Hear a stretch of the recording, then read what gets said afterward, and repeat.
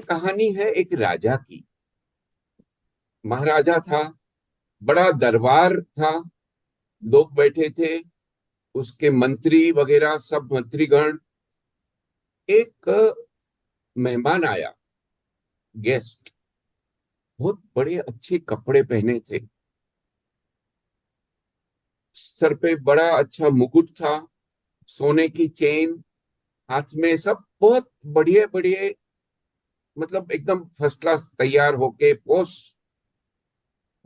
राजा भी खड़े होके उसका स्वागत किया, आइए बैठिए, और बातचीत की, वार्तालाप किया, कहाँ से है, क्या है, वगैरह वगैरह।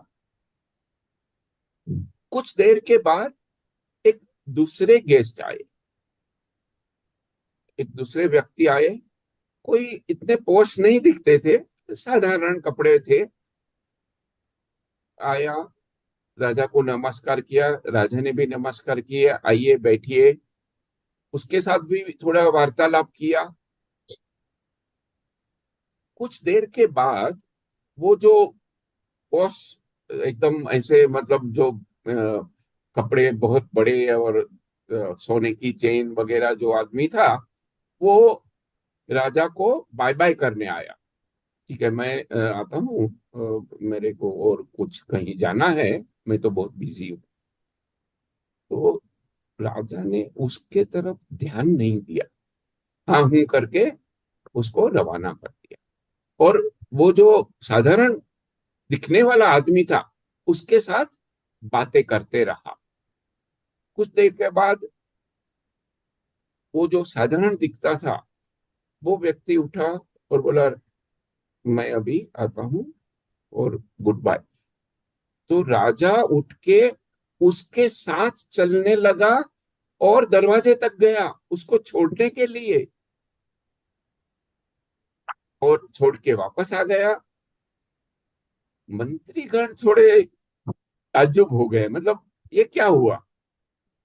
आप उस साधारण व्यक्ति को छोड़ने गए, और वो जो एकदम, मतलब और राजा दिखता था जैसे कोई एकदम बड़ा आदमी है, उसको तो आपने कुछ बाय बाय भी नहीं किया, कुछ ध्यान नहीं दिया। ऐसा क्यों? आपको क्या लगता है?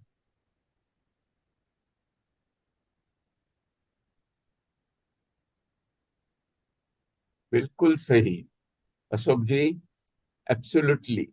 देखिए, हम ये बात बहुत अच्छे से समझ ले। आते समय हम स्वागत कपड़ों का करते हैं, आते समय स्वागत कपड़ों का करते हैं, लेकिन जाते समय स्वागत गुणों का करते हैं। आदमी का पहनावा कुछ भी हो, आप उस पे मत जाइए। हमें उसके गुणों की पूजा करनी है। जो चरित्रवान जो मुनि है, जिसने चरित्र स्वीकार किया है, वो कुछ ऐसे फैंटास्टिक सूट बूट में नहीं होते, सफेद कपड़े में होते हैं। हम उसको नमस्कार करते हैं, क्यों? क्योंकि हम उसके गुणों का स्वागत। ये बात हमें अच्छे से समझनी चाहिए। ठीक है। हाँ जी। जैन ओके। जैन धर्म की यही विशेषताएं है बिल्कुल। कि वो बिल्कुल। गुणों को इम्पोर्टेंट देता है। तो ज्ञान सबसे बड़ी बात है। तो जो ज्ञान राजा ने देखा तब जी। प्रभावित हुआ, न तो कपड़े से बिल्कुल। आदमी प्रभावित होता है एक क्षण भर के लिए, पहले तो कपड़े को देख के इम्प्रेशन, फर्स्ट इम्प्रेशन होता था। जी। But the best impression is ज्ञान एंड गुण। थैंक यू, धन्यवाद। बिल्कुल। बिल्कुल। बिल्कुल। इसीलिए देखिए हमारे नौकार मंत्र में गुणों की, सभी गुणों को नमस्कार किया गया है। नमो अरहंताणम, नमो सिद्धाणम, नमो आयर्याणम, नमो वज्रायणम, नमो लोहे सबशाह। तो जो गुणवान व्यक्ति है उनका ही नमस्कार किया जाता है। जैन धर्म के जो मूल मंत्र हमारा है उसमें भी हम गुणों की ही पूजा करते हैं। सही बात है। Thank you Anandmal ji, thank you Alka ji. आइए हम दूसरी कहानी पे ध्यान देते हैं। दूसरी कहानी है एक जमींदार की।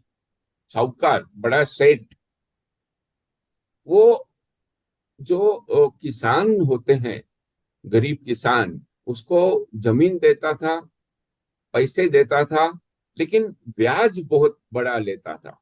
Interest and penalty was collected. तो एक दिन एक बेचारा फार्मर आ गया। फार्मर को क्या बोलते हैं, खेडूत? What is farmer? किसान। किसान। किसान। तो किसान आया। किसान आके बोला, बैठो बैठो, मैं कुछ लिख रहा हूं। और वो लिखता था। अभी पुराने जमाने में आपको शायद पता होगा कि कान पे कलम रखते थे। तो कलम उसने कान पे रखी, वो गिर गई, कलम गिर गई। तो किसान ने उठाई और सब आपका छुरी गिर गई, नाइफ, आपकी छुरी गिर गई। तो जमींदार हंसने लगा, अरे तेरे को इतना भी नहीं मालूम, ये छुरी नहीं है, ये कलम है। किसान ने क्या बोला, साहब आपके लिए कलम होगी, मेरे लिए तो छुरी है, आप इससे ही गला काटते हो। Friends, what is the moral of this story? इसका सार क्या है, बताएगा कोई? जूम पे लिखिए। जी।